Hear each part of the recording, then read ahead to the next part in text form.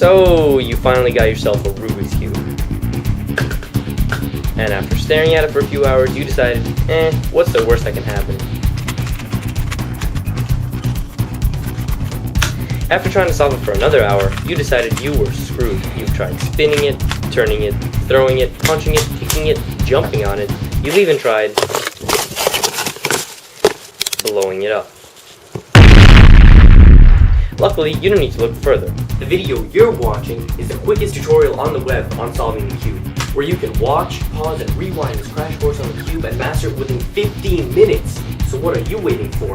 Grab your cube and let's solve it. Roll the intro sequence.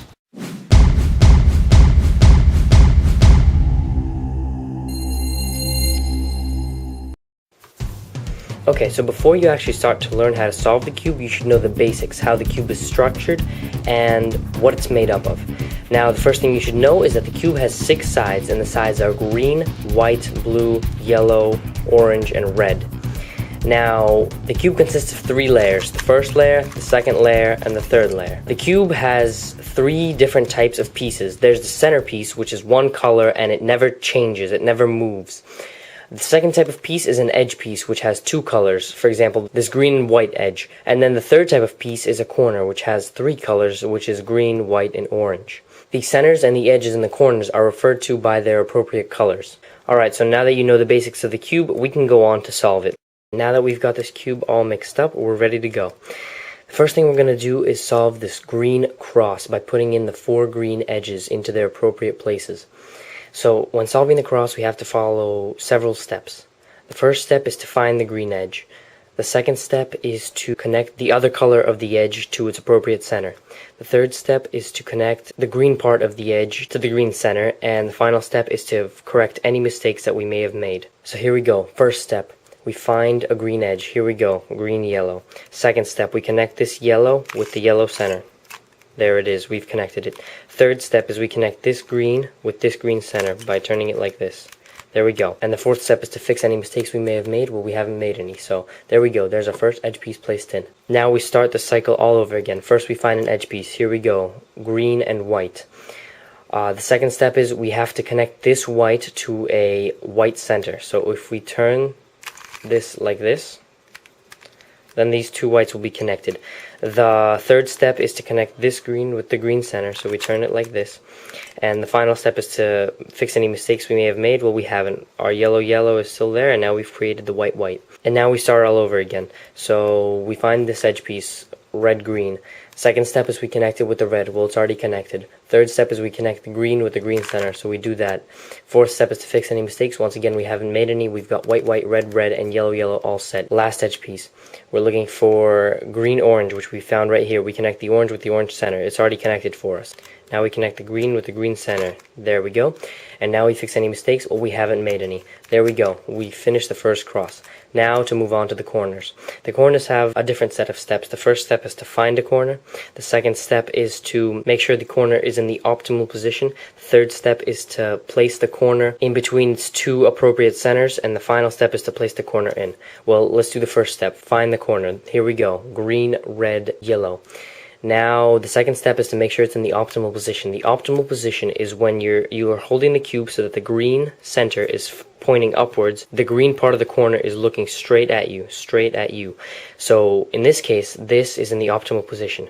The second step is to take this corner and bring it in between its 2 appropriate center colors. The 2 other colors of this corner are red and yellow. So we turn this until it's in between the red and yellow centers, as it is now. The final step is placing this corner into here, which is what we want to do. To do this, we first have to move it away. Right now it's on the right side, so we move it away to the left. We bring down the right, we place it in, and we lift it up. As you can see, we've placed this corner into its appropriate position. And now let's start all over again. First, we have to find a corner. So we find this corner right here, green, white, and orange. Next, we have to make sure it's in the optimal position. It is, since the green is facing up and this green part is pointing towards us. This is in the optimal position. Now we turn it until it's in between the orange and the white, which it already is. And now we place it in. This time, since it's on the left side, we turn the bottom to the right, we bring the left down, we place it in, and we lift it up. Now as you can see, we've placed the orange and white corner in. Now we start all over again. We're looking for another corner. Here it is. It is the green, white, and red corner. Is it in the optimal position? Yes, it is. When the green is facing up, this is pointing towards us. Now we have to take this and bring it in between the red and the white centers, as this is red and white. There we go. Okay, so now we've placed this corner in between the white and the red. So now since this is on the right side, we have to move it away to the left and bring down the right, place this in, and lift it up. Now as you can see, we've placed in the red and white corner, so we have the last one remaining. Let's look for it, and we found it right here. It is not in the optimal position, as you can see, because it's not down here in this third layer. So we have to get it down there. What we do is we bring this down, we move it to the side, and we lift this up. Now as you can see, we've got this corner down here in the optimal position because it's facing us while this is facing upwards. Now the colors of this corner is orange and yellow, so we turn this here, and since this is on the left, we move it to the right, we bring down the left, we place this in, we lift it up. Now as you can see, we've placed in all four corners, and we've done all four edges, so now we can move on to the second layer. Alright, now that we have solved the entire first layer, we're ready to move on to the second layer. The second layer consists of 4 edges, 1, 2, 3, and 4. To solve the second layer, we need to remember a couple of steps also. First, we have to find the edge, then we have to align the edge with its appropriate center, and then we have to place the edge in. So here we go. What we're doing is we're looking in this third layer for an edge that doesn't have blue, because none of these colors that we're going to be trying to solve for in the second layer have the color blue. So we're looking for an edge such as this orange and white one that does not have blue. Now that we've located it, we'll move on to step 2, aligning it with its appropriate center. What we have to do is we have to turn third layer until this color is the same as this center color. There we go. We've aligned 2 oranges. Now what we have to do is place it in, and this is very simple and you'll learn it really quickly. First you have to look at this color. It's white. Now you have to find the white center. It'll either be on the left, as it is here, or it'll be on the right. In this case, it's on the left. Now what we have to do is we have to perform this set of steps. First we move it away from the white. Since this color is white and this color is white, we move it away from the white. Since we've moved it to the right, we bring down the left. We realign the 2 oranges, we lift this up, and now we've noticed that we've misplaced a corner. Now, from the first layer, you probably remember that we have to move this away, bring it down, place it in, and lift it up. Now, not only have we replaced this corner, but we've also placed in this orange-white edge. Let's try this again. Let's look down in the third layer, and we find this edge, yellow and orange. First, we have to turn the third layer until the 2 yellows are aligned. There we go. Then we have to look at this color. In this case, it is orange. Now, this is orange also, so we move it away from the center. Since we moved it to the right again, we bring down the left, we realign the 2 yellows, we bring up the green. Now, we've misplaced a corner once more, so we move it away, bring it down, place it in, and lift it up. There we go. Now we've placed the second edge in. Now for the third edge, we look down in the third layer, and here it is, red and yellow. First, we turn it until the 2 reds are aligned. Then we see this is yellow and the yellow center is here. So once again we move it away to the right. We bring down the left, we realign the reds, we lift it up. Now we've misplaced a corner, so we move it away, bring it down, place it in, and lift it up.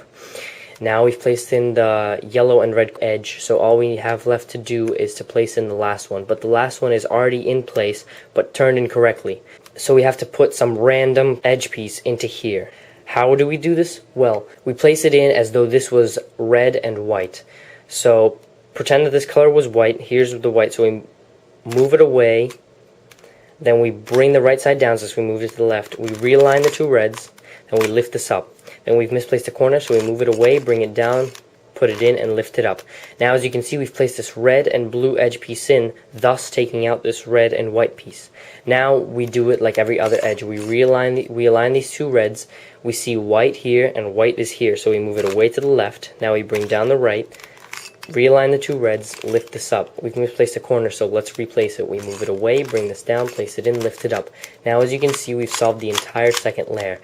Alright, now that we've solved the first 2 layers, it's time to try and solve the third layer. The third layer is basically solving all algorithms. Right now, we should be focusing on the blue cross. We're trying to solve the blue cross.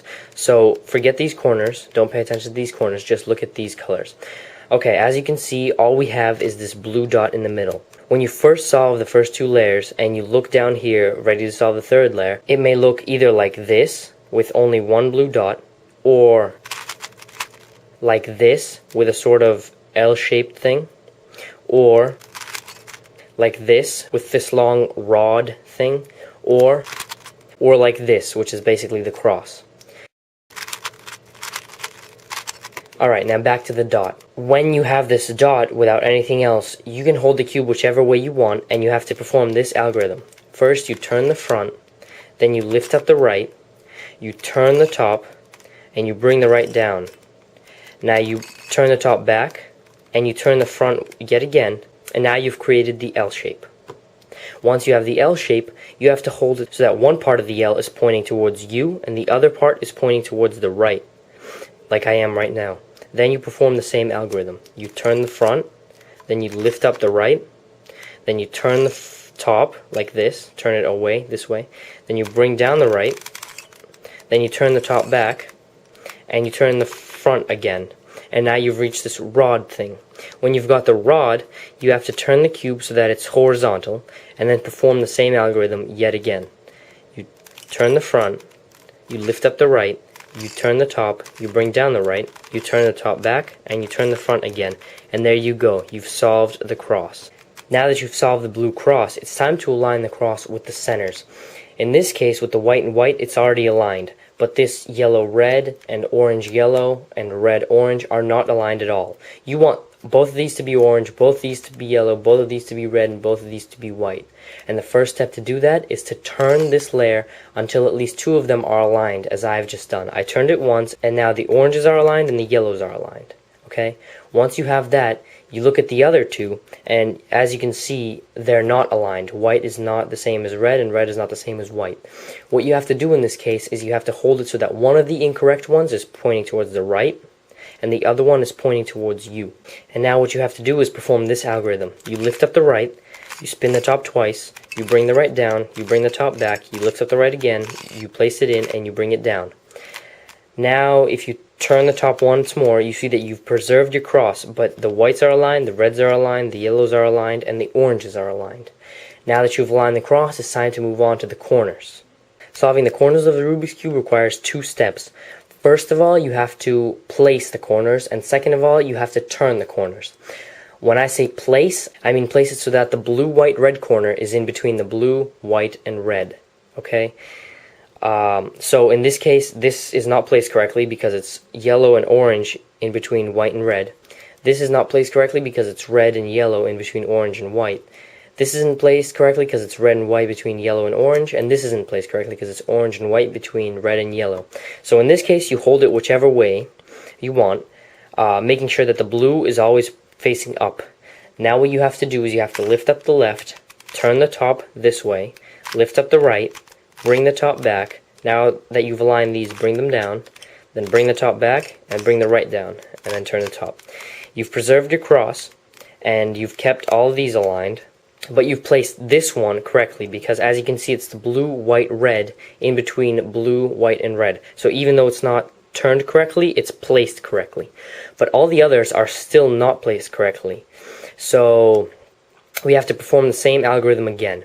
But now that we've got one corner placed correctly, we have to hold it at the bottom right corner. Hold it like this, and perform the algorithm again. Lift up the left, turn the top, lift up the right, turn the top back, bring down the left, turn the top back, bring down the right, and turn the top once more. You've preserved your cross, you've kept this, this, and this, and now all the corners are placed correctly. Red and yellow is in between red and yellow, red and white is in between red and white, this one is completely placed correctly, and orange and yellow are placed in between orange and yellow. Now we're moving on to the last step.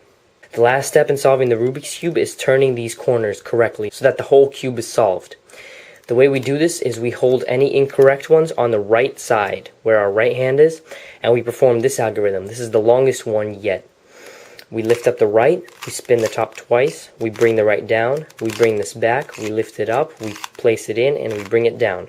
Now we do the same thing on the left side. We lift it up, we spin it twice, we bring it down, we spin it this way, we lift it up, we place the top in, and we bring it down. As you can see, we've got two corners turned correctly. Now it's time to turn these two corners correctly also. So now we're going to perform the same algorithm again. We hold these two on the right side because they're both wrong, and we lift up the right, we spin the top twice, we bring the right down, we bring this back, we lift this up, we place it in, and we bring it down. Now we do the same thing on the left. We lift it up, we turn it twice, we bring it down, we turn the top again, we lift it up, we place it in, and we bring it down.